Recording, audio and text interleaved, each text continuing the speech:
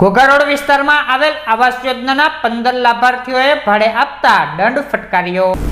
Ghogha road વિસ્તારમાં આવેલ સાગર park પાસેના આવાસ યોજનાના મહાનગરપાલિકા દ્વારા ચેકિંગ હાથ ધરવામાં આવ્યું હતું, જેમાં 200 આવાસ પૈકીના 40 આવાસમાંથી 15 લાભાર્થીઓએ ભાડે આપ્યા હોવાના અનુસંધાને દંડ ફટકારવામાં આવ્યું હતું। તેની સાથોસાથ પ્રધાનમંત્રી અને મુખ્યમંત્રી આવાસ યોજનામાં મહાનગરપાલિકા દ્વારા આવતા દિવસોમાં ચેકિંગ કરી દંડ ફટકારવામાં આવશે તેવું અધિકારીએ જણાવ્યું હતું।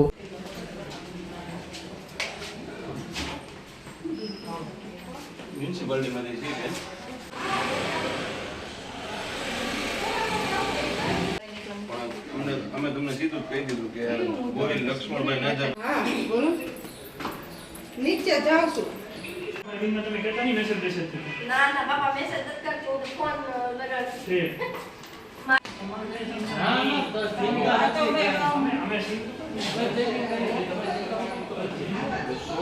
જે હોય હકીકત કહી દે। નામ છે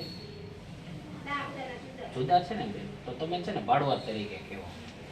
અમારો નિયમ છે એ મુજબ નિયમમાં તમારો શું નામ છે આ લખીશ ખરી ઈ બેનનું આ તો ભાઈનું નામ લખ્યું છે દુર્ગાબેન આખું નામ। ભાવનગર મહાનગરપાલિકા દ્વારા પ્રધાનમંત્રી આવાસ યોજનાનું જે કંઈ સ્કીમો બનાવવામાં આવેલી છે એમાં ભાડુઆતની અવારનવાર ફરિયાદો આવવામાં આવેલી એ અન્વયે જે માન્ય કમિશનર સાહેબે હુકમ કરેલો છે દંડની જોગવાઈ બાબતનો, તો એ અન્વયે અમે અચાનક સરપ્રાઇઝ ચેકિંગ દરેક જગ્યા ઉપર કરવાના છીએ અને ડેલી બેઝ ઉપર આ સરપ્રાઇઝ ચેકિંગ ગમે તે જગ્યા ઉપર અમે કરીશું, એનું કોઈ નક્કી નહીં હોય। આ અન્વયે આજે અમે સાગર પાર્ક પાસે ફાઇનલ પ્લોટ નંબર 98માં 200 મકાન આવેલા છે, એમાં અમે બી બ્લોકની અંદર 40 મકાન છે એનો સર્વે કરતા એમાં ફક્ત 12 જ મૂળ લાભાર્થીઓ રહેતા અને 15 લાભાર્થીઓ નથી પણ એ ભાડુઆત તરીકે છે, જે 15 ભાડુઆત તરીકે પ્રસ્થાપિત થયેલા છે અને 10 મકાન ખાલી હતા એની અંદર। એટલે આ લોકોને હવે અમે જે અમારી જોગવાઈ કરવામાં આવેલી છે એ મુજબથી દંડ એની પાસેથી વસૂલ કરીશું। અમુક સમય મકાન બંધ પણ રાખીશું એને, અને આગામી સમયમાં અમે અહીંથી દરખાસ્ત કરવામાં આવનાર છે કે આ દંડને લગભગ 5 ગણો વધારે કરવામાં આવે, એટલે કે 25,000, 50,000 અને 1 લાખ રૂપિયા સુધી।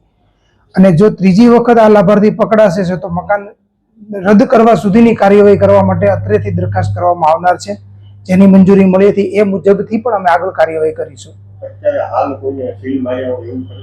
હાલ અમે અત્યારે સીલ નથી મારેલા, પણ જે ભાડુઆત તરીકે પ્રસ્થાપિત થઈ ગયા છે એને અમે કાલે જ નોટિસ આપવામાં આવશે અને મકાન ખાલી કરી નાખશે તો એને સીલ મારવામાં નહીં આવે પણ એનો દંડ વસૂલ કરવામાં આવશે। પરંતુ જો એ મકાન ખાલી 7 દિવસમાં નહીં કરે તો એને સીલ પણ મારવામાં આવશે। મૂળ લાભાર્થી પાસેથી દંડની રકમ જો પ્રથમ વખત પકડાય છે તો એને 5,000 રૂપિયા દંડ છે, બીજી વખત પકડાય તો 10,000 છે અને ત્રીજી વખત પકડાય તો 15,000 છે હાલની સ્થિતિએ। જો એ તરત મકાન ખાલી કરી નાખે છે તો અને એના પ્રમુખનો એનઓસી એની પાસેથી મેળવવામાં આવે છે। પરંતુ જો મકાન ખાલી નથી કરતા તો પ્રથમ વખતમાં 10,000 રૂપિયા સીલ માર્યા બાદ 10,000 રૂપિયા દંડ છે, બીજી વખતમાં 20,000 છે અને ત્રીજી વખત 30,000 રૂપિયા દંડ છે, અને ત્યારબાદ ચોથી વખત જો પકડાય તો એ મકાનને રદ કરવાની પ્રક્રિયા અમારા દ્વારા કરવામાં આવે છે।